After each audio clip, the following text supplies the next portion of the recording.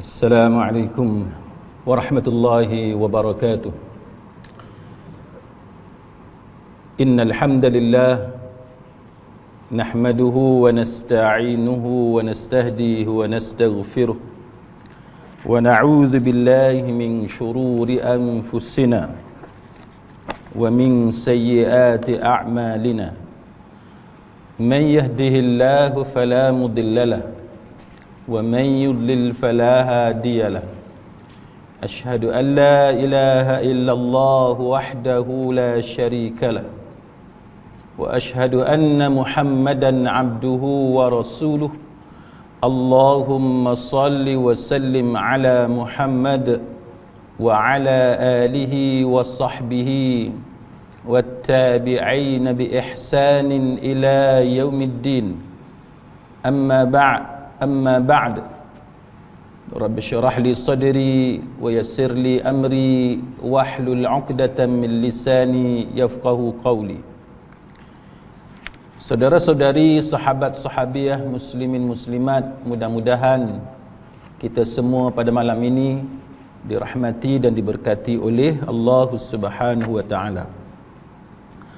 Pengajian kitab Ar-Rahiqul Makhtum oleh Syekh Safiur Rahman Al-Mubarakfuri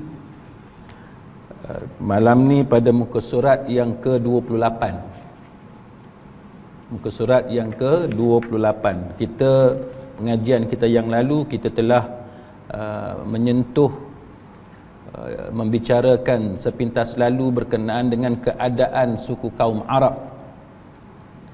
Jadi pada malam ni kita masuk muka surat yang ke-28, iaitu perenggan paling atas itu ada pun Arab Musta'ribah. Ada kan? Baik. Mereka ini merupakan keturunan daripada nenek moyang mereka, iaitu Ibrahim alaihissalam. Jadi kita masuk malam ni tajuk berkenaan dengan susu galur kan, kaum Arab ni, yang mana kita setelah pun membicarakan pengkelasan Arab zaman dahulu. Jadi malam ni Arab Musta'ribah, yang mana mereka ni susur galur dia, keturunan mereka ini adalah nenek moyang mereka itu adalah Nabi Ibrahim alaihissalam, berasal dari Iraq, yang mana mereka ini asal usul mereka daripada satu tempat, satu kota yang dikenali sebagai Ar, dekat dengan Kufah, dan terletak di pinggir barat sungai Furat. Dia bahasa dalam sebutan English disebut sebagai Euphrates. Jadi Furat di pinggir barat sungai Furat. Kalau tuan-tuan tengok sungai Furat ni kan, kalau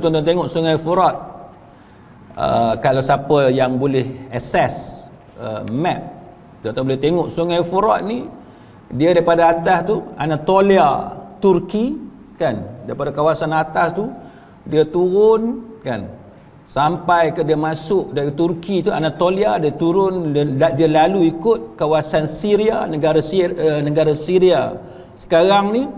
Lepas tu dia turun lagi sampai ke Iraq, sampailah dia masuk dekat Teluk Parsi. Jadi air daripada sungai Furat tu dia mengalir, bermula daripada atas Anatolia, Turki kan, dia lalu ikut Syria, kemudian Iraq, lepas tu dia mengalir masuk laut yang mana dikenali sebagai Teluk Parsi. Itu sungai Furat. Baik.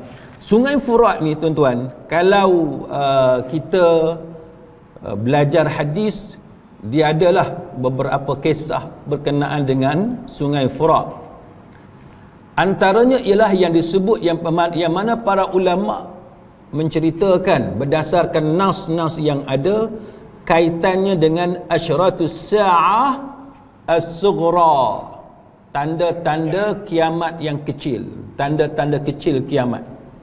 Dia ada kaitan dengan sungai Furat. Kalau kita sebut sungai Furat, kita tahu ini dalam negeri Iraq. Dia daripada atas tu Anatolia, Turki, Syria, Iraq, lepas tu dia habis dia keluar ikut Teluk Parsi. Apa cerita berkenaan dengan Sungai Furat ni tuan-tuan? Sungai Furat ni yang mana Nabi sebut daripada Sungai Furat tu lah nanti dia kering. Bila dia kering, muncul daripada bila kering gersang Sungai Furat tu dia muncul gunung emas. Yang mana setengah-setengah orang kata gunung emas ni petroleum lah, minyak, macam-macam lah tafsiran. Tapi tafsiran yang macam tu tidak tepat. Tafsiran yang kata gunung emas tu adalah petroleum, gas ke daripada perut bumi, yang tu tafsiran tu telah banyak dibincangkan oleh para ulama dan mereka kata itu tidak tepat. Kan? Jadi yang kata asyaratus sa'ah as-sughra itu ialah yang mana bila muncul, bila keringnya Sungai Furat tu muncul gunung emas tu, manusia berebut, pakak berebut dan sanggup untuk membunuh di antara satu sama lain. Cerita bunuh sebab berebut ni bukan benda yang pelik lah dalam masyarakat manusia sekarang ni. Zaman dulu pun tak pelik, sebab berebut ni benda yang tak pelik. Berebut perempuan pun bunuh antara satu sama lain, berebut suami pun bunuh, kan? Berebut jawatan, kes pembunuhan Datuk Taha pun sanggup membunuh kerana pangkat, kerana kuasa, kerana jawatan tertentu berebut, manusia sanggup membunuh. Baik, maka antara hadis yang menceritakan tentang Sungai Furat ni tuan-tuan adalah hadis yang ada dalam Sahih Muslim, yang mana Rasulullah sallallahu alaihi wasallam bersabda, la taqumus sa'ah hatta yahsiral furat an jabalin min dhahab yaqtatilu an-nasu alayhi fayuqtalu min kulli mi'ah tis'atun wa tis'un wa yaqul kullu rajulin minhum la'alli akun ana alladhi anju. Kiamat Nabi kata dia tak jadi, dia tak akan berlaku kiamat sampai Sungai Furat ni dia kering. Dia kering, bila kering nampak muncul gunung emas. Dan Nabi kata dalam Sahih Muslim ni, manusia sanggup saling membunuh antara satu sama lain untuk berebut yang kata gunung emas itu. Daripada setiap 100 orang, Nabi kata setiap 100 orang yang berebut gunung emas itu akan terbunuh 99 orang. Maknanya kalau selamat pun 1%. Lagi 99% 99 orang tu mati sebab berebut. Dan setiap orang di kalangan mereka akan kata, mudah-mudahan akulah yang selamat tu. Jadi ulama tuan-tuan sekalian membicarakan bahawa walaupun ada orang kata gunung emas ni maksud dia sebagai hasil gas dalam perut bumi, petroleum, cerita apa semua tu, maka yang tu tidak betul. Yang tu tidak betul sebab apa? Sebab tidak ada dokongan nas. Bila kita bercakap tentang benda-benda yang macam ni, kita nak kena ada, mesti ada nas, mesti ada dalil, kena ada authority, kan? Kita tak boleh buat andaian-andaian macam tu, tak boleh. Baik, maka para ulama mengatakan bahawa gunung emas itu hakikat dia bukan emas. Bukan emas, kan? Bukan emas dalam arti kata bukan petroleum, bukan bukan emas itu di situ bukan bermaksud petroleum, bukan dengan maksud benda yang ada dalam bumi seperti gas dan seumpamanya, bukan macam tu. Baik, lepas tu hadis ni Nabi bagi tahu Sungai Furat dia akan kering. Bila kering muncul gunung emas itu sehingga manusia boleh nampak gunung emas tersebut. Sedangkan ulama mengatakan bahawa kalau minyak, petroleum tu, gas apa semua tu, dia dalam perut bumi. Kita kena gali dia. Kena gali. Kena ada alat yang canggih untuk korek gali masuk dalam perut bumi. Maka dengan sebab itu tafsiran gunung emas itu dengan maksud petroleum ataupun minyak ataupun gas, maka itu tafsiran yang tidak betul. Tidak ada nas yang boleh menyokong tafsiran sedemikian. Dan Nabi sallallahu alaihi wasallam dia sebut Sungai Furat. Nabi tak sebut sungai lain, Nabi tak sebut tempat lain. Laut ke darat ke Nabi tak sebut. Nabi sebut secara spesifik Sungai Furat. Sedangkan petroleum jumpa banyak tempat, pantai Terengganu kan, offshore, Kelantan, belah Sabah Sarawak sana tu, tempat-tempat yang macam tu, yang tu kita tahu. Jadi itu yang mana para ulama mengatakan bahawa kita tak boleh kan, kita nak buat andaian itu adalah minyak. Baik, kemudian Nabi SAW menyatakan bahawa manusia sanggup membunuh antara satu sama lain untuk mendapatkan gunung emas tersebut. Jadi dalam hadis yang lain disebut an kanzi min zahab, iaitu simpanan khazanah dalam bentuk emas. Jadi itu yang disebut berkenaan dengan gunung emas yang akan muncul bila keringnya Sungai Furat. Dan Imam Ibn Hajar Al-Asqalani rahimahullahu ta'ala, dia kata bahawa sebab dilarangnya kita ambil emas daripada gunung tersebut adalah untuk mencegah daripada kacau bilau, daripada perbalahan dan saling bunuh-membunuh di antara satu sama lain. Maknanya Imam Ibn Hajar dia buat kesimpulan, dia kata bahawa katalah kita berada di tempat tu, bila Sungai Furat tu kering, muncul gunung emas, maka Imam Ibn Hajar dia kata jangan berebut.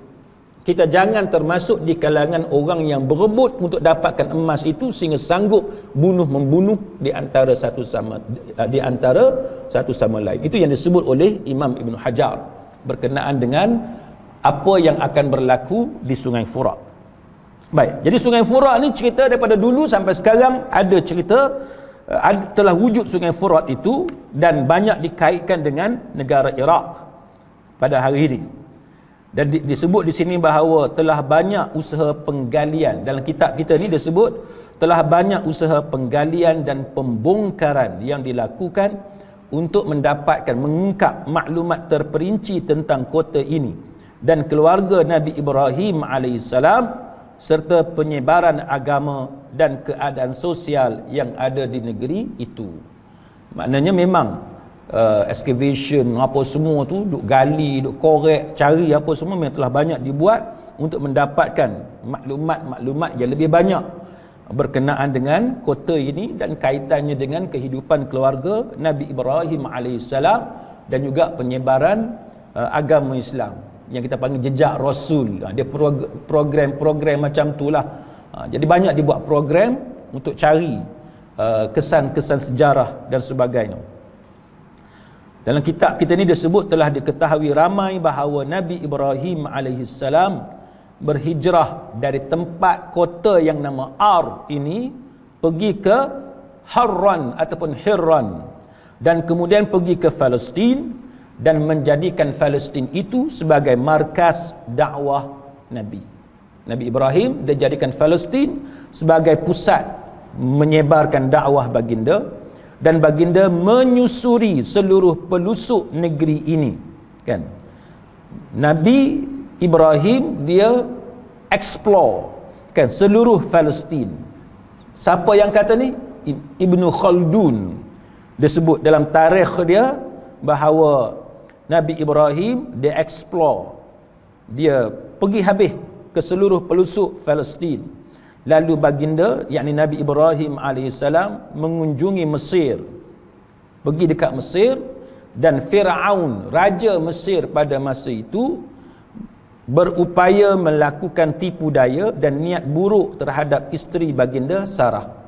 Ni cerita macam cerita zaman dulu-dulu kan. Cerita zaman dulu-dulu ada raja yang jahat kan. Raja yang jahat pantang tengok perempuan cantik, dia tak kira anak siapa kan, isteri siapa, dia ambil.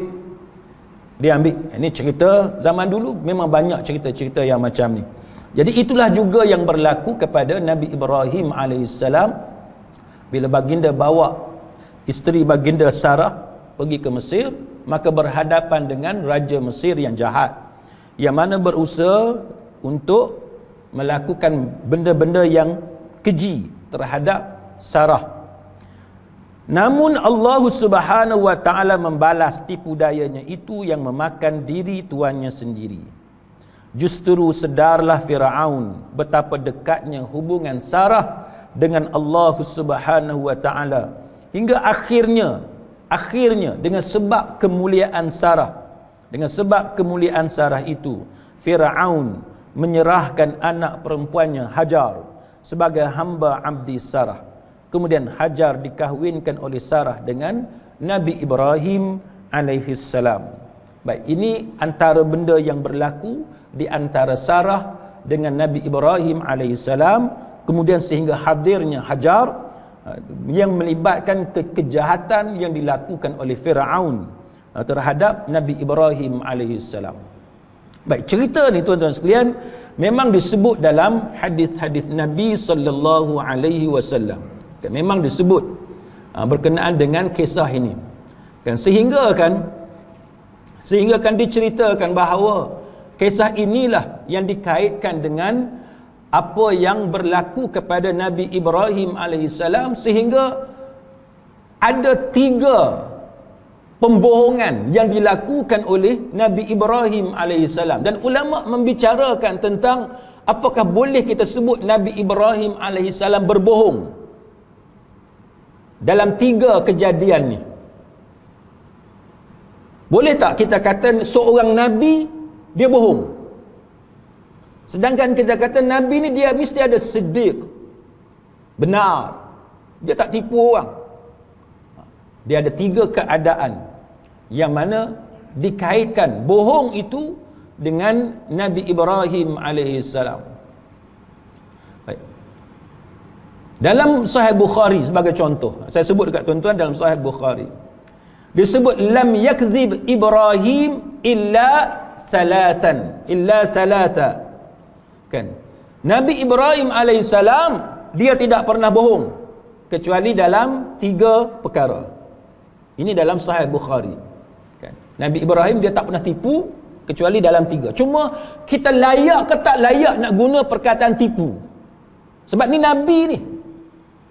Sebab kita orang awam tuan-tuan sekalian, kita kena ada adab dengan Nabi. Bukan sahaja dengan Nabi kita Muhammad sallallahu alaihi wasallam, tapi juga dengan Nabi-Nabi Allah yang lain. Jangan kita beradab dengan Nabi Muhammad sahaja, dengan Nabi lain kita kurang ajar, tak boleh. Kita biadab, tak boleh. Semua tu kena ada adab. Jadi bila kita bercakap tentang Nabi Ibrahim alaihissalam dikaitkan dengan bohong, maka apakah bohong? Kalau kita boleh mengatakan Nabi Ibrahim bohong, apakah bohong yang telah dilakukan oleh Nabi Ibrahim alaihissalam? Jadi benda ni boleh jadi pengajaran, ibrah kepada kita. Jadi dalam Sahih Bukhari, dalam hadis Abu Hurairah sebagaimana yang diriwayatkan oleh Imam Bukhari, Nabi Ibrahim dia tak pernah bohong kecuali dalam 3 keadaan. Baik. Kemudian Abu Hurairah dalam riwayat lain dia bawa riwayat yang panjang. Cerita dia cerita panjang berkenaan dengan apa yang dilakukan oleh Nabi Ibrahim alaihissalam, sehingga dikatakan bahawa Nabi Ibrahim tak pernah bohong kecuali 3 keadaan ini. Baik. Contoh riwayat yang datang daripada Abu Hurairah radhiyallahu anhu, dia sebut berkenaan dengan keadaan itu. Yang pertamanya ialah apabila Nabi Ibrahim disebut inni saqim. Ini nombor 1. Inni saqim, sesungguhnya aku sakit. Dia tak sakit, Nabi Ibrahim tak sakit, tapi dia kata dia sakit. Pasal apa? Sebab zaman dia tu masyarakat dia duk sembah berhala, duk sembah patung. Ada perayaan, jom kita pakat pergi sembah patung. Jadi Nabi Ibrahim akidah dia tauhid, dia mengesahkan Allah Subhanahu wa taala. Dia tak mau join masyarakat dia, orang kampung dia pergi sembah patung berhala, dia tak mau. So macam mana dia nak excuse, dia nak mengelak, menguzurkan diri dia daripada sama-sama join perayaan yang disambut oleh kaum dia untuk pergi sembah berhala. Maka dalam hadis Abu Hurairah ni, nombor 1, Nabi Ibrahim kata inni saqim, aku ni sakit. Dia bagi alasan sakit. Jadi kaum dia tinggal dia lah. Kaum dia tinggal dia sebab dah dia kata dia sakit, maka tinggal dia. Maka selamatlah Nabi Ibrahim alaihissalam daripada sama-sama participate dalam perayaan duk pergi sembah berhala tersebut. Cuma bolehkah kita mengatakan bahawa bila Nabi Ibrahim alaihissalam kata inni sakim, maknanya dia tipu? Jadi setengah ulama mengatakan bahawa kita tak sebut, walaupun nampak macam tipu, tapi kita tak kata dia tipu. Dia melakukan helah. Dia melakukan helah. Inni sakim, sesungguhnya aku sakit, mana jiwa aku sakit, perasaan aku sakit, hati aku sakit melihat masyarakatku menyembah berhala. Itu antara explanation, huraian yang dibuat oleh para ulama untuk justify kenapa Ibrahim alaihissalam menggunakan perkataan inni sakim, sesungguhnya aku sakit. Dia tak bohong. Tetapi pandangan lain mengatakan bahawa dia termasuk dalam bohong juga, sebab kita menggunakan satu perkataan dengan tujuan supaya orang tu faham, mengikut perkataan tu, walaupun kita niat kot lain. Dia dalam kategori bohong juga. Sebab tu dalam hadis ni tuan-tuan, dia menggunakan perkataan lam yakdzib Ibrahim alaihi salam illa salas, kan? Tidak berbohong, tidak berdusta Nabi Ibrahim alaihi salam kecuali dalam 3 kes ni, 3 keadaan, 3 cerita ni. Jadi itu antara pendapat-pendapat para ulama tentang bila Nabi Ibrahim guna alasan dia sakit untuk dia tidak join pergi sembah berhala. Jadi kita pun bila kita nak bercakap tentang alasan keuzuran yang digunakan oleh Nabi Ibrahim alaihissalam tu, kita kena bear in mind, kan, cara kita menghuraikan benda-benda yang seperti ini. Itu kes yang pertama. Itu kes pertama yang alasan, excuse yang digunakan oleh, keuzuran yang digunakan oleh Nabi Ibrahim alaihissalam. Baik. Kemudian alasan yang kedua, tuan-tuan sekalian, alasan yang kedua, cerita yang apa? Yang berhala, semua dia pergi pecahkan berhala tu. Dia pecahkan semua, dia tinggal hak paling besar. Dia tinggal hak paling besar. Tu kan? Itu cerita yang kedua, yang mana disebut kan dalam nas, bal fa'alahu kabiruhum hadza, kan, bila kaum dia pakat pergi confront dia, pakat interrogate dia, engkau buat apa semua gini apa semua, dia kata dah bukan dia buat. Lalu apa alasan yang diberikan oleh Nabi Ibrahim alaihissalam? Nabi Ibrahim kata bal fa'alahu kabiruhum hadza. Dia kata ni hak buat ni hak yang paling besar ni, dia tengok. Itu pun bohong juga, kan, dusta. Mana boleh berhala tu pergi buat, kan? Tapi itu juga dipanggil helah dalam berhujah, kan, dalam berhujah untuk mematikan dakwaan kaum dia yang duk sembah berhala tu.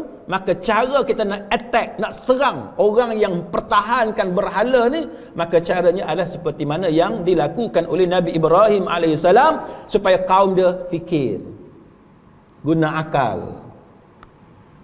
Yang kamu duk sembah, yang kamu minta tolong, yang kamu minta pertolongan, minta perlindungan apa semua tu, dia boleh buat apa? Dia diam gitu je lah. Jadi itu cara helah yang dilakukan oleh Nabi Ibrahim alaihissalam. Dan yang ketiganya, kes hak kita baca malam ni, cerita macam mana Firaun atau Raja Mesir pada masa itu, kan, dia cuba untuk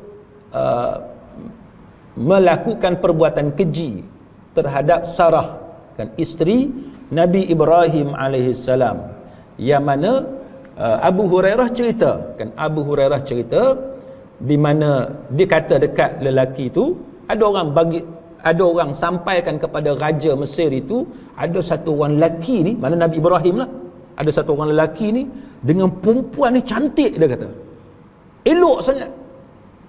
Jadi ada tukang, orang kata informer, tukang menyampaikan maklumat kepada Raja Mesir itu. Lalu tanyalah siapa perempuan ni? Kan, siapa perempuan ni? Jadi apa jawab Nabi Ibrahim alaihissalam? Nabi Ibrahim kata ukhti, kan? Dia kata saudara perempuan aku, dia kata, kan, saudara perempuan aku. Dan dia ajar kepada Sarah, dia kata, wa inna hadza sa'alani fa akhbartuhu annaki ukhti. Dia ajar kepada Sarah, maka kalau orang lain tanya pun jawab gitu. Dan memang aku cakap lagu tu, aku cakap engkau ni saudara perempuan aku. Pasal apa Nabi Ibrahim alaihissalam dia tak mengaku Sarah ni sebagai isteri dia? Pasal apa dia tak mau mengaku Sarah tu isteri dia? Jawapan dia kerana Raja Mesir bila dia nak satu perempuan tu, kalau dia tahu perempuan tu ada suami dia bunuh suami tu untuk dia dapat perempuan tu. Ini antara kejahatan, kezaliman Raja Mesir pada masa tu. Jahat. Jepun dulu lagu tu lah, Jepun. Saya tak tahu, saya tak hidup zaman Jepun, tapi duk cerita, dengar cerita tok saya apa semua, jahat lebih kurang macam tu jugalah. Tapi macam mana jahat Jepun tu, tuan-tuan, mungkin di antara tuan-tuan yang pernah sempat hidup zaman Jepun lebih tahulah macam mana jahat penjajah pada masa itu. Tapi Mesir, Raja Mesir masa tu macam tu lah. Kalau dia berkenan dekat satu perempuan tu, hak cantik pada pandangan dia, perempuan tu ada suami, dia bunuh suami tu.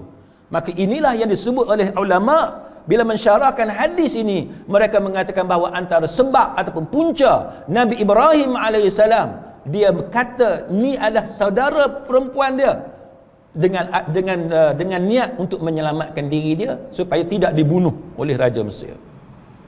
Bohong juga. Tapi kita kata helah, kan? Kenapa helah? Sebab bila dia kata ukhti, bila dia kata saudara perempuanku, sebab apa? Sebab isteri kita, kan, dia isteri kita, tapi dia orang Islam, orang beriman. Setiap orang Islam, setiap orang beriman adalah saudara kita.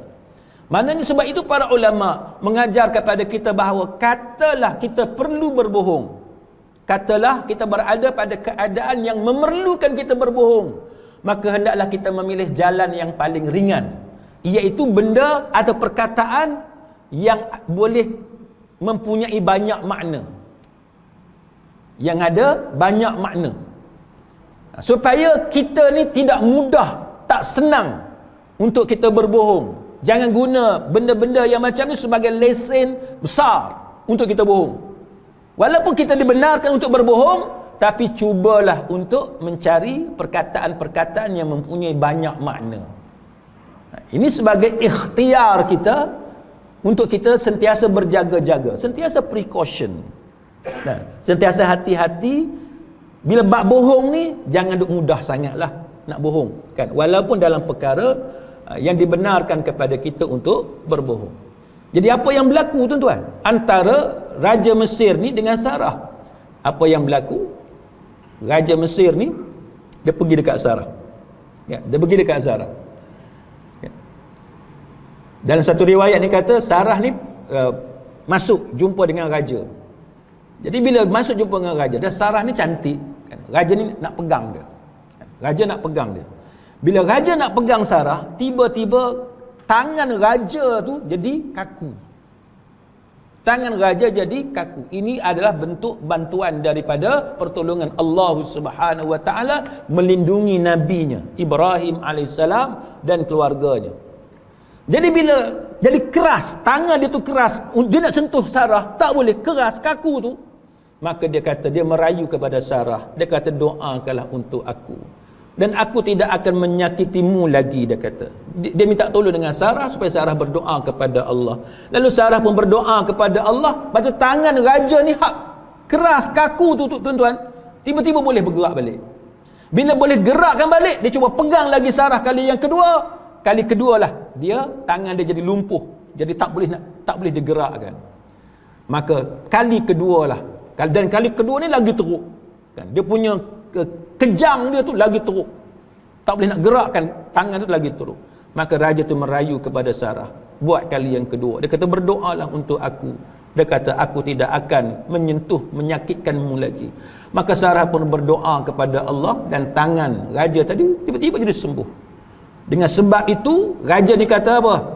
Dia panggil staff dia, kan, dia panggil pengawal dia. Dia kata, sesungguhnya kamu dah bawa kepada aku ni, dia kata, kamu bawa kepada aku bukan manusia. Mana Sarah tu lah, ialah nak pegang jadi keras, nak pegang jadi keras.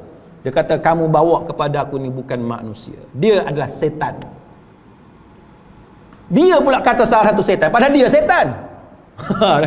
Orang jahat ni lagu tu tuan-tuan. Dia jahat, dia kata orang jahat. Dia sebenarnya setan, dia kata dekat Sarah pula tu setan. Ni. Jadi apa yang berlaku? Dia kata, sesungguhnya kamu bawa kepada aku bukannya manusia, tapi kamu bawa kepada aku adalah setan. Setan yang kamu bawa kepada aku. Maka untuk mengelak daripada lebih banyak musibah berlaku kepada dia, dia hadiahkan Hajar kepada Sarah sebagai untuk membantu kerja-kerja Sarah. Jadi kemudian Sarah ni berjumpa dengan suaminya Nabi Ibrahim alaihissalam. Masa dia pergi jumpa dengan suami dia Nabi Ibrahim alaihissalam, Nabi Ibrahim alaihissalam pada masa itu tengah solat, kan, tengah solat, kan. Lalu apa, dia tanya apa yang berlaku, kan, apa yang berlaku, dan Allah Taala membalas kejahatan orang-orang kafir dan berdosa itu, kan? Dan raja itu memberikan Hajar sebagai pembantu kepada Sarah. Jadi itulah yang berlaku kepada Nabi Ibrahim alaihissalam. Jadi ini contoh tuan-tuan sekalian, bagaimana Allah Subhanahu wa taala menolong orang-orang yang beriman. Jadi sebahagian ulama dia bincang apa yang berlaku ini, antaranya yang disebut oleh Al-Imam An-Nawawi rahimahullahu taala. Bila Imam Nawawi dia hurai hadis ni, antara cara yang approach yang digunakan oleh Al-Imam An-Nawawi ketika menghuraikan hadis ni, Imam Nawawi kata apa? Dia kata bahawa penipuan tu tipu, tapi tipu tu dalam bentuk orang yang faham, yang dengar tu dia faham lain. Itu maksud tipu, kan. Tetapi dia kata ucapan Nabi Ibrahim alaihissalam itu sendiri bukanlah satu penipuan yang dicela dalam agama. Jadi kita kena pilihlah perkataan-perkataan yang sesuai supaya kita tidak melakukan penipuan yang dicela dalam agama. Dan penipuan yang dicela dalam agama yang terang dan jelas ialah apabila kita cuba memperdayakan manusia. Dan bila kita cuba untuk memperdayakan manusia sebab kita nak ambil hak orang, maka itu adalah kezaliman yang sangat besar, kan. Jadi itu adalah perkara yang perlu kita elakkan daripada kita lakukan. Baik, itu yang berlaku kepada Nabi Ibrahim alaihissalam dengan Sarah. Kemudian para ulama, kan, membicarakan bila Hajar, kan, bila Hajar diberikan kepada Sarah, dan kita tahu bahawa kemudiannya Sarah ni dinikahi oleh Nabi Ibrahim alaihissalam, dan munculnya rasa cemburu Sarah kepada Hajar. Sebahagian ulama mengatakan bahawa Sarah tidak ada rasa cemburu.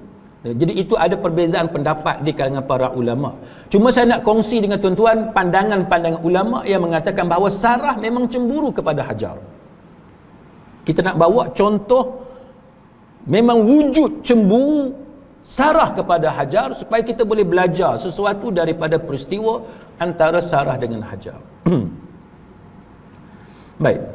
Timbul soalan, apakah layak dan sesuai seorang yang baik, seorang yang soleh, salihah, orang yang mulia, orang yang bertakwa, tapi dia cemburu? Ini antara soalan yang kita kena jawab. Apakah bila kita menjadi orang baik, kalau kita lelaki yang soleh, kalau kita perempuan yang salihah, bermakna kita tidak boleh ada rasa cemburu? Ini antara benda yang kita kena tahu. Baik. Tuan-tuan sekalian, maka kita lihat bagaimana para ulama membahaskan tentang tajuk cemburu Sarah ini supaya kita tahu bahawa sebenarnya cemburu ada antara benda yang Allah Ta'ala bagi kepada hamba dia. Cuma kita diperintahkan untuk mengawal cemburu tadi, supaya cemburu kita tadi berada dalam kawalan yang baik, dan dia tidak membawa kita kepada melakukan dosa ataupun kejahatan. Contoh yang disebut oleh Imam Ibn Hajar Al-Asqalani rahimahullahu ta'ala. Apa kata Imam Ibn Hajar tentang cemburu ni? Imam Ibn Hajar kata, hukum asal cemburu. Bila sebut cemburu, biasanya kita nisbahkan kepada kaum wanita. Padahal kita orang lelaki pun cemburu juga. Cemburu ni ada dua-dua. Orang perempuan pun cemburu, lelaki pun cemburu. Cuma kita nak kena tahu bahawa kebiasaannya bila sebut cemburu ni, dia dikaitkan dengan kaum wanita. Maka apa kata Imam Ibn Hajar Al-Asqalani rahimahullahu ta'ala? Dia kata asal cemburu itu tidak ada hisab bagi kaum wanita. Maksud dia apa? Tidak salah untuk cemburu. Cemburu ni benda yang biasa, benda yang patut ada. Tapi apa kata Imam Ibn Hajar? Imam Ibn Hajar kata, tapi kalau melampaui batas, mana orang lelaki pun cemburu, okey, tidak ada hisab. Tapi kalau melampaui batas dan lebih daripada had yang dibolehkan dalam agama, maka barulah pada masa itu dia melakukan perkara yang tidak baik. Maka apa dia? Contohnya, maka Imam Ibn Hajar dia bawa nas daripada Jabir. Dia kata apa? Dalam riwayat yang marfu' kepada Nabi sallallahu alaihi wasallam, inna min sesungguhnya dia kata, minal ghairah, daripada ghairah, cemburulah daripada cemburu, ma yuhibbullahu azza wa jal wa minha ma yabghudullahu azza wa jal. Dia kata perasaan cemburu ni, dia kata ada yang Allah Ta'ala suka. Cemburu tu sendiri memang ada yang Allah Ta'ala suka, dan ada cemburu yang Allah Ta'ala murka dalam riwayat ni. Kemudian dia kata, fa'ammal ghairah allati yuhibbullahu azza wa jalla fal ghairatu firribah. Ada pencemburu yang dibenarkan, yang disukai oleh Allah azza wa jalla, adalah cemburu yang didasarkan kepada benda hak kita ragu, kan? Benda yang kita ragu. Manakala cemburu yang tidak dibenarkan dalam agama dan tidak disukai oleh Allah Subhanahu wa taala adalah cemburu yang tidak didasarkan kepada perasaan keraguan itu. Hadis ni dihasankan oleh Al-Albani rahimahullahu taala. Maksud dia apa, tuan-tuan? Maksud dia apa? Maksud dia gini. Cemburu ni macam saya sebut, kita suami pun ada cemburu, kita isteri pun ada cemburu. Maka yang bagus cemburu ni bila kita ada rasa dengan sebab kita ragu-ragu, maka kita cemburu. Itu bagus. Contohnya apa dia? Kita isteri, kita tengok suami kita duk cakap telefon, bunyi macam suara perempuan. Suami kita nampak mesra pula, maka kita cemburu. Cemburu tu bagus. Yang tu bagus. Sebab kita tertanya-tanya. Kita tertanya-tanya. Kita ada keraguan. Suami aku ni bercakap dengan siapa? Bunyi macam suara perempuan. Maka cemburu yang macam tu bagus. Kan? Kita orang lelaki macam tu juga. Kan? Kita orang lelaki, kita pergi ambil isteri kita kat sekolah. Cikgu, isteri kita cikgu. Ramai kalangan kita ni isteri cikgu lah. Masa duduk tunggu dalam kereta tu, nampak isteri kita duduk cakap dengan, rasa macam cikgu lelaki kan, duduk cakap, nampak duduk senyum, duduk gelak apa semua. Kita ada rasa cemburu dalam diri kita. Ketawa apa pula, bergurau apa ni bini aku dengan cikgu lelaki. Kita datang rasa cemburu sebab kita tertanya-tanya apa yang dibualkan, apa yang lucu sangat. Jadi maka cemburu yang macam tu dibolehkan dalam agama dan disukai oleh Allah Subhanahu wa taala. Sebab apa tuan-tuan? Sebab cemburu macam itulah yang jadi amar ma'ruf nahi mungkar, yang akan cegah suami kita yang akan halang isteri kita daripada melakukan maksiat. Yang tu yang bagus. Jadi kita kena tahu.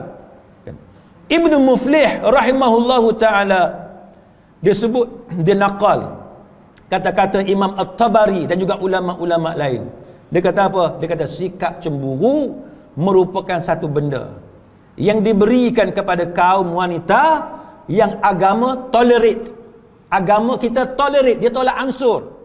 Bukan kata tak boleh cemburu, tak. Bukan kata oh tak elok cemburu, tak. Agama tolak ansur dalam bab cemburu. Tidak ada dosa bagi orang yang cemburu. Tidak ada azab bagi orang yang cemburu. Dengan syarat cemburu dia tadi, cemburu yang tidak membawa kepada kejahatan. Cemburu dia tadi tidak membawa kepada perkara yang dilarang dalam agama. Maka selama itulah dia tak ada dosa, tidak ada azab untuk dia. Contoh yang dibawa oleh Imam Ibn Hajar Al-Asqalani rahimahullahu ta'ala. Contoh apa dia? Contoh Aisyah radhiyallahu anha. Aisyah ni isteri Nabi, tuan-tuan. Isteri Nabi. Kita sebut Aisyah, kita sebut Aisyah radhiyallahu anha. Kita muliakan Aisyah. Dan kita sebut Aisyah ni sebagai Ummul Mukminin. Ibu kepada orang-orang yang beriman. Punyalah kita letak tinggi darjat Aisyah. Maka cemburu Aisyah dijadikan contoh oleh Imam Ibn Hajar Al-Asqalani rahimahullahu ta'ala. Contoh apa dia? Contoh dia, Aisyah pernah pecahkan satu bekas makanan yang dikirim oleh madu dia, isteri Nabi hak lain. Sebab cemburu, Aisyah pecahkan. Jadi orang perempuan boleh cemburu, tak apa ni tahu. Balik kek lagi, suami buat apa-apa, ambil tu, pecahkan. Kalau suami tanya, pasal apa mengamuk ni? Saya tiru Aisyah. Saya tiru Ummul Mukminin. Hang belajar kat mana? Belajar ni lah, dekat masjid Kampung Perlis. Ar-Rahiqul Makhtum. Sebut tu. Kan? Belajar kitab Ar-Rahiqul Makhtum. Baik. Saja melawak. Saja nak mengusik. Jadi apa yang berlaku, tuan-tuan? Ibnu Hajar dia bagi contoh Aisyah. Aisyah ni dia cemburu. Dia punya cemburu dia pecahkan, memang sungguh dia pecahkan satu bekas. Maka apa yang berlaku? Ibnu Hajar kata, dia kata apa? Dia kata semua ni, Imam Ibn Hajar kata, semua ulama yang mensyarahkan hadis ni, hadis pasal Aisyah pecahkan bekas makanan tu. Dia kata semua ulama yang mensyarahkan hadis ini, dia kata hadis ini memberikan isyarat bahawa perempuan yang timbul dalam diri dia rasa cemburu, maka tidak dikenakan hukuman kepada dia. Tak dikenakan hukuman. Kita suami, kita tengok isteri kita cemburu, kan? Kita jangan hukum isteri kita bila dia menzahirkan rasa cemburu. Jangan. Kalau apa ni, anak kata, ayah, pasal apa Umi tu? Ibu tu pasal apa tu? Nampak macam mengamuk semacam je. Cakaplah kat anak kita, kan, ibu sedang cemburu, kan, biarkanlah dia. Kita didik anak kita bahawa cemburu ni kita takkan ambil tindakan apa-apa, kan, kita takkan ambil tindakan apa-apa. Biasalah, tuan-tuan, cemburu. Saya pernah satu masa, tuan-tuan, saya tinggal isteri saya. Bukan tinggal apa, tinggal ada urusan lah. Jadi isteri saya menangis, keluar air mata, menangis. Anak saya sulung tu masa tu kecil lagi. Dia tanya, Umi, sebab apa Umi menangis? Lepas tu isteri saya kata, pasal anak saya lah, kan, nakal ke itu sini. Lepas tu anak saya kata apa? Bukan, ni sebab ayah tinggal Umi, dia kata. Kan? Jadi isteri saya kata, budak ni kecil pun pandai, dia kata. Kan? Biasalah orang perempuan, Bila kita tinggal dia, kita ada urusan outstation, kita ada mesyuarat 2-3 hari, ada program seminggu dan sebagainya, dia datanglah perasaan-perasaan dia, kan, dia sedih ke, dia mengamuk ke, dia apa ke. Kita sebagai suami jangan ambil tindakan. Jangan kita nak marah dia pula. Dahlah isteri kita cemburu, kita pergi marah dia pula. Kita pergi pukul dia, kita pergi maki dia, kita kata benda yang tak patut kepada dia. Maka ini bukan ajaran agama. Yang diajarkan oleh agama adalah sebagaimana yang disebut oleh Imam Ibn Hajar. Imam Ibn Hajar kata, semua ulama yang mensyarahkan hadis ini mengatakan bahawa perempuan, bila dia datang cemburu dia, jangan hukum dia. Jangan hukum. Jangan hukum. Ini suami yang matured, suami yang matang, suami yang adil, suami yang faqih, yang faham agama, yang tahu hukum agama, dia tak akan ambil tindakan bila isteri dia menzahirkan rasa cemburu. Bila duduk makan dengan dia, tiba-tiba isteri kita tolak mangkuk, jatuh Maggi. Jangan marah kat isteri kita, kan? Jangan marah. Senyum je lah, hang cemburu ni. kan? Pujuklah dia. Katalah I love you ke apa. Ke tak pandai cakap orang putih, cakap Melayu. Ni pun, yang tu pun nak kena ajar. Orang kita pun susah tuan-tuan. Benda lagu tu pun nak kena ajar. Dekat mahkamah tuan-tuan, ada satu orang, dia tulis macam-macam kat isteri dia. Isteri dia minta cerai. Jadi hakim tanyalah, pasal apa dia minta cerai? Isteri ni kata, sebab suami saya tak pandai. Hakim tanya, tak pandai apa? Isteri jawab, dia kata kalau buku tu ada chapter 1, chapter 2, chapter 3, kan? Ada bab 1, bab 2, bab 3. Suami saya ni conclusion je. Suami saya ni terus kesimpulan, penutup. Tak ada bab 1, bab 2, tak ada. Tapi dia kata suami saya ni pandai pula. Dia kata bila tulis surat tu, ni zaman cerita tulis surat dulu. Bila bab tulis surat pandai pula. Hakim pun tanya dekat suami, betul ke apa isteri kata? Suami tu mengaku pula. Dia kata, betul ya Arif. Macam mana kamu pandai pula tu tulis surat? Dia kata, saya tiru novel, dia kata. Kan dia ambil novel tak kat depan, dia tiru. Itu yang pandai. Jadi kita ni tuan-tuan, kita bukan pandai semua. Kena belajar tirulah. Belajar tiru orang. Kita tak pandai semua. Saya pun tak pandai semua. Baru ni tuan-tuan, saya duduk bercakap dengan satu hamba Allah. Dia cerita macam mana penting kita ni bagi duit kepada orang yang kutip sampah apa semua ni. Kan orang kerja apa, majlis perbandaran yang duk kutip sampah tu kan. Penting kita bagi duit ke, letak air tin ke, air botol ke dekat luar tu, biar dia ambil, dia minum. Saya pun bagi tahu dekat sahabat ni, saya kata, saya sendiri pun dulu saya tak pandai benda-benda macam ni. Dulu saya tak pandai benda-benda macam ni, tapi saya belajar dengan orang. Dalam kitab dia tak cerita kita bagi duit dekat hak mesin rumput kita, dia tak cerita benda lagu tu. Kita bagi duit RM5 dekat orang yang kutip apa ni, yang ambil tong sampah kita. Dalam kitab dia tak cerita. Kita kadang-kadang kita overlook ataupun kita tak perasan benda kecil tapi pahala banyak. Kita gembirakan orang. Jadi saya belajar, saya tengok ada setengah orang tuan-tuan, dia pergi dekat asrama anak dia, dia bawa KFC. Saya ingat KFC untuk anak dia. Rupa-rupanya bukan KFC anak untuk anak dia, KFC untuk Pak Gad. KFC untuk Pak Gad, untuk Mak Gad. Tahu Mak Gad? Bukan Mak Gad motor kereta tu dah. Mak Gad ni Gad perempuan. Bagi KFC. Saya duduk tengok tuan-tuan, kata ya Allah, aku ni duk mengajar orang, aku tak pernah terlintas pun nak bagi something kepada Pak Gad, kepada pengawal keselamatan. Sejak itulah tuan-tuan saya belajar. Benda kecil, benda yang dia anggap remeh, tapi sebenarnya pahala tuan-tuan, insya-Allah pahala di sisi Allah Taala. Kita bagi orang makan. Sama juga bagi duit dekat orang apa yang kutip sampah tu kan. Yang mesin rumput, yang sapu sampah atas jalan tu. Saya belajar dengan orang juga, saya tengok orang ni duduk bagi. Saya kata, kenapa aku selama ni tak pernah terfikir nak buat benda-benda macam ni.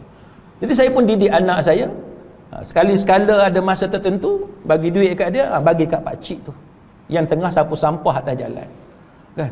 Jadi ini antara benda yang nak tunjuk kita tak tahu semua. Kan kita tak tahu semua. Kadang-kadang kita belajar benda ni daripada orang kampung. Kadang-kadang kita belajar benda ni daripada orang yang ilmu agama dia tak macam kita. Kita ilmu agama ni banyak duk mengaji, tapi ada benda-benda kebaikan yang kita ambil, yang kita contohi, bila kita nampak itu dilakukan oleh orang biasa je, kan, oleh orang biasa. Maka Imam Ibn Hajar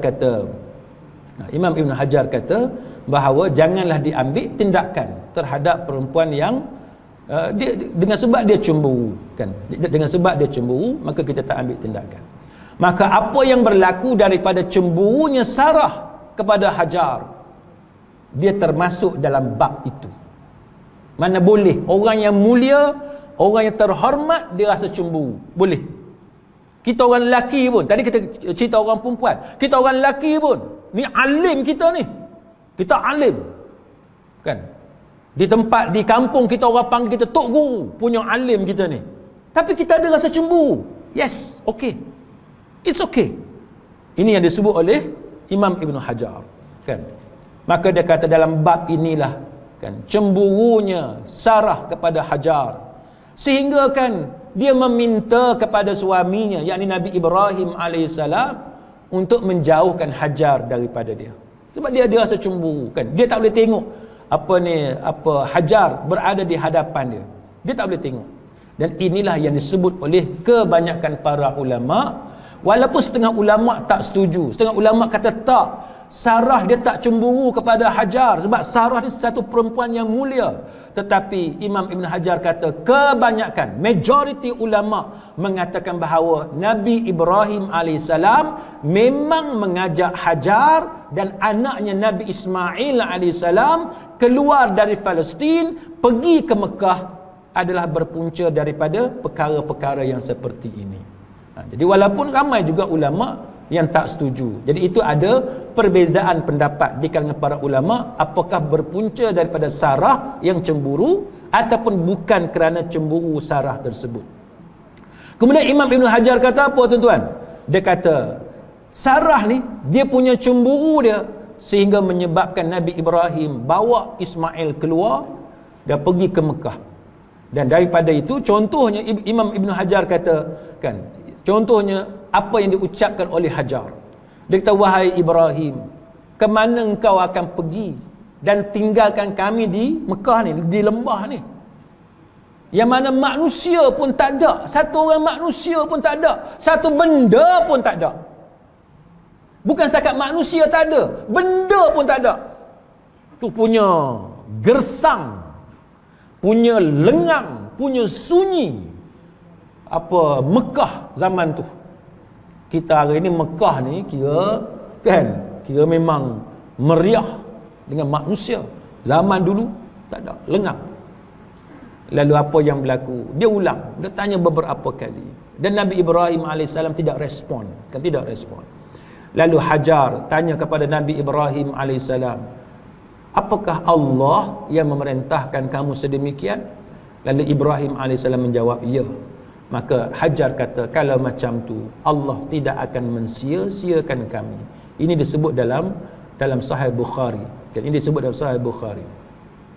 Jadi daripada hadis ni, tuan-tuan sekalian, Imam Ibn Hajar kata itu membuktikan bahawa ada punca, kan, punca daripada Sarah, cemburunya Sarah kepada Hajar. Dan begitulah juga berdasarkan riwayat daripada Ibnu Abbas, disebut tentang ketika terjadi suatu masalah antara Ibrahim dan keluarganya, maka Hajar melahirkan Ismail.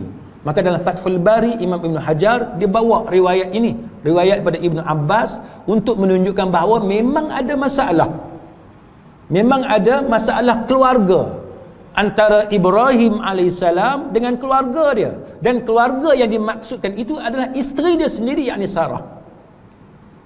Sebab tu kita, tuan-tuan sekalian, saya nak sebut satu benda. Kita orang mengaji, kita orang masjid, kita orang yang sentiasa mendampingi Quran, belajar hadis dan sebagainya. Jangan kita anggap bahawa rumah tangga kita takkan jadi apa-apa.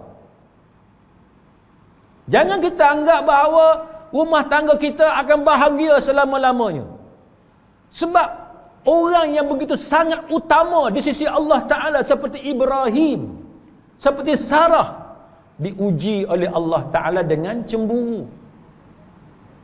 Jadi kita tuan-tuan, setakat selisih faham dengan isteri kita, setakat selisih faham dengan suami kita, janganlah kita jadikan itu sebagai lesen untuk kita maki hamun pasangan kita. Selisih faham benda biasa. Kan? Kita rasa begini, isteri kita rasa begini, bertembung pandangan kita dengan isteri, itu benda biasa. Kan? Kadang-kadang berlaku pergeseran suami isteri, masam muka, tarik muka dan sebagainya. Muka tu mencuka je, kan? Masam. Maka itu benda biasa. Sebab itulah juga yang Allah Ta'ala uji kepada rumah tangga Nabi Ibrahim AS dengan Sarah. Maka dengan sebab itu tuan-tuan sekalian, banyak benda yang kita boleh belajar sebenarnya. Nanti kita akan sambung berkaitan dengan Nabi Ibrahim AS. Dia kembali ke Palestin dan Allah Ta'ala menganugerahkan Ismail daripada isterinya Hajar. Ini kita akan sambung dalam kuliah kita akan datang jika diizinkan oleh Allah Subhanahu wa Ta'ala. Wallahu a'lam. Aqulu qawli hadza wa astaghfirullahal azim li wa lakum. Wassalamu alaikum warahmatullahi wabarakatuh. Subhanakallahumma wa bihamdik asyhadu an la ilaha illa anta astaghfiruka wa atubu ilaik.